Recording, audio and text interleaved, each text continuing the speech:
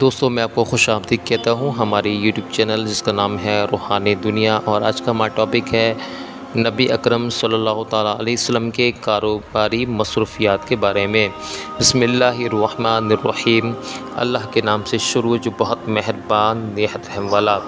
دوستو، ہمارے حضور اقدس صلی اللہ تعالیٰ علیہ وسلم کا اصل خاندانی پیشہ تجارت یعنی کہ ویپار تھا، چونکہ آپ بچپن ہی میں ابو طالب کے ساتھ کئی بار تجارتی سفر فرما چکے تھے، جس سے آپ کو تجارتی لین دین کا کافی تجربہ بھی حاصل ہو چکا تھا۔ اس لیے ذریعہ معاش یعنی کہ آجیویکا کے لیے آپ نے تجارت کا پیشہ اختیار فرمایا۔ تجارت کی غرض سے شام و بصرہ اور یمن کا سفر فرمایا۔ ایسی سچائی اور امانت و دیانت کے ساتھ آپ نے تجارتی کاروبار کیا کہ آپ کے ساتھی اور تمام اہل بازار آپ کو امین کے لقب سے پکارنے لگے۔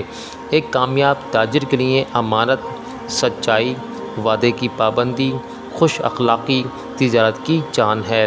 ان خصوصیات میں مکہ کے تاجر امین نے جو تاریخی کارنامہ پیش کیا ہے، اس کی مثال تاریخ عالم میں نہیں ملتی ہے۔ حضرت عبداللہ بن ابو حمزہ صحابی رضی اللہ تعالیٰ عنہ کا بیان ہے کہ وہ یعنی کہ آسمانی پیغام کے اترنے اور اعلان نبوت سے پہلے میں نے آپ سے کچھ خرید و فروخت کا معاملہ کیا، کچھ رقم ادا کر دی، کچھ رقم باقی رہ گئی تھی۔ میں نے وعدہ کیا کہ میں ابھی آ کر باقی رقم بھی آپ کو ادا کر دوں گا۔ اتفاق سے 3 دن تک مجھے اپنا وعدہ یاد ہی نہیں آیا۔ تیسرے دن جب میں اس جگہ پہنچا جہاں میں نے آپ سے آنے کا وعدہ کیا تھا، تو حضور اقدس صلی اللہ علیہ وسلم کو اسی جگہ پر انتظار کرتا ہوا پایا، مگر میری اس وعدہ خلافی سے حضور کے ماتھے پر ایک ذرا بھی بل نہیں آیا۔ بس صرف اتنا ہی فرمایا کہ تم کہاں تھے، میں 3 دن سے تمہارا انتظار کر رہا ہوں۔ اسی طرح ایک صحابی حضرت سعید رضی اللہ تعالیٰ عنہ جب مسلمان ہو کر بارگاہ رسالت میں حاضر ہوئے، لوگوں نے ان سے حضور کے خلف عظیم و مثال اچھی عادت کا ذکر شروع کیا، تو انہوں نے فرمایا کہ میں حضور کو تم لوگوں سے زیادہ جانتا ہوں۔ اعلان نبوت سے پہلے آپ میرے شریک تجارت تھے، لیکن حضور نے ہمیشہ معاملہ اتنا صاف اور ستھرا رکھا کہ کبھی بھی کوئی تکرار یا تو میں کی باری نہیں آئی۔ حضور اقدس صلی اللہ علیہ وسلم کے بچپن کا زمانہ ختم ہوا، جوانی کا زمانہ آیا، تو بچپن کی طرح آپ کی جوانی بھی عام لوگوں سے نرالی تھی۔ آپ کی جوانی مکمل ہوئی چال چلن عصمت و وقار کا کامل نمونہ تھا۔ اعلان نبوت سے قبل حضور کی تمام زندگی بہترین اخلاق عادات کا خزانہ تھی۔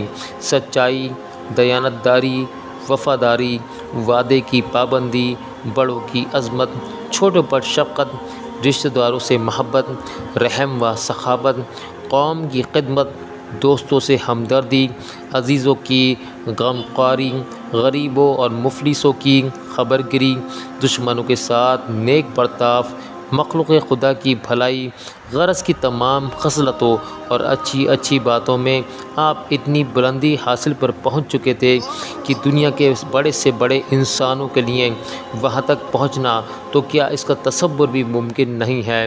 کم بولنا، بیکار کی باتوں سے نفرت کرنا، ہنس مکھی اور خوش روئی کے ساتھ دوستوں اور دشمنوں سے ملنا، ہر معاملے میں سادگی اور صفائی کے ساتھ بات چیت کرنا حضور کی عادت تھی۔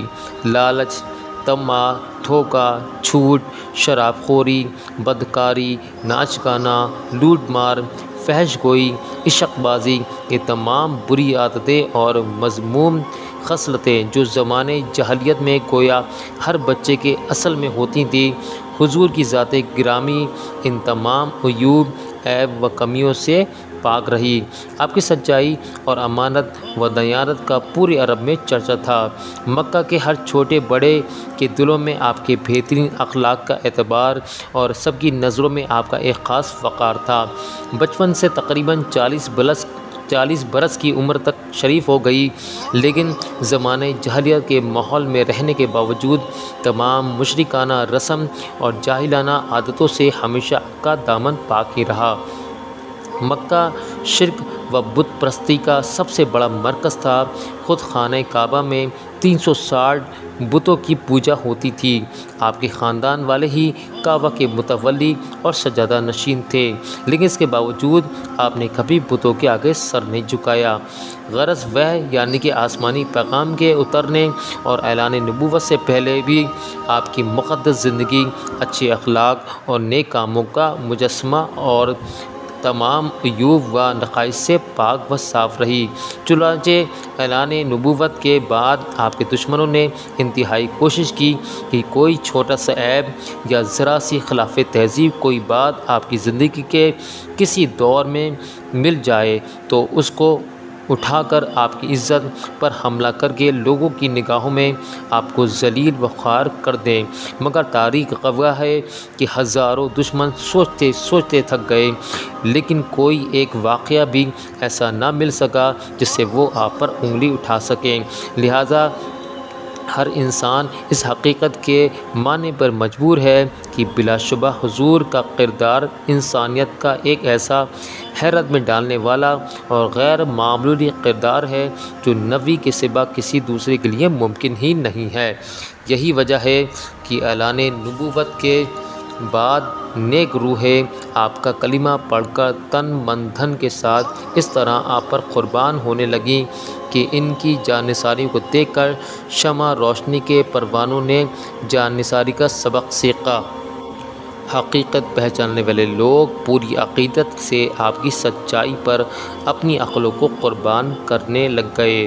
آپ کے بتائے ہوئے اسلامی راستے پر عاشقانہ اداؤں کے ساتھ زبان حال سے یہ کہتے ہوئے چل پڑے کہ چلو وادی عشق میں پا برہنہ، یہ جنگل وہ ہے جس میں کانٹا نہیں ہے۔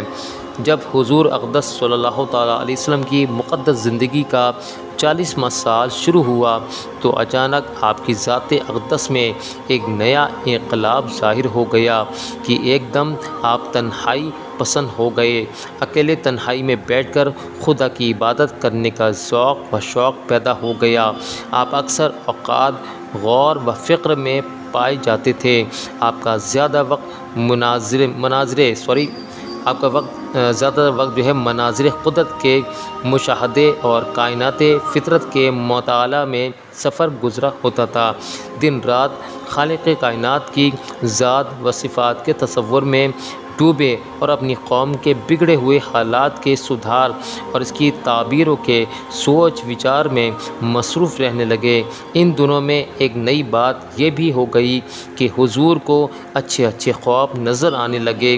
آپ کا ہر خواب اتنا سچا ہوتا کہ خواب میں جو کچھ آپ دیکھتے اس کی تعبیر صبح صادق کی طرح روشن ہو کر ظاہر ہو جایا کرتی تھی۔ دوستو آگے کا ٹاپک رہے گا غار ہیرا کے بارے میں۔ دیجیے اجازت، اللہ حافظ۔